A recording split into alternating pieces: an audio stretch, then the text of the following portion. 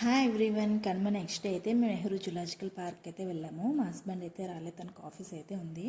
So వెళ్ళిన వెంటనే రిహాన్కి and బుజ్జంకి అయితే స్పెట్స్ అయితే తీసుకున్నాము. తీసుకున్న హాఫ్ అన్ అవర్కి అయితే రిహాన్ అయితే పోగొట్టేశాడు.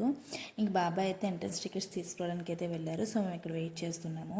ఇద్దరు ఫుల్ ఎగ్జైటింగ్గా అయితే ఉన్నారు. చూడాలి మరి యానిమల్స్ అని చూసిన తర్వాత వాళ్ళ ఫీలింగ్స్ ఎలా ఉంటాయో. నేనైతే ఫుల్ నర్వస్గా అయితే ఉన్నాను, ఎందుకంటే నా లైఫ్లో ఫస్ట్ టైం నేను జూ పార్క్ అయితే రావడము.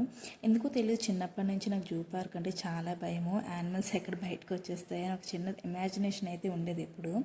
ఇప్పుడు కూడా అంత ఇంట్రెస్ట్గా అయితే రాలేదు. పిన్ని అయితే కన్విన్స్ చేశారు, పిల్లలిద్దరు ఎంజాయ్ చేస్తారు కదా అని. సో అందుకని అయితే వచ్చాను. కానీ లోపల మాత్రం ఫుల్ టెన్షన్గా అయితే ఉంది.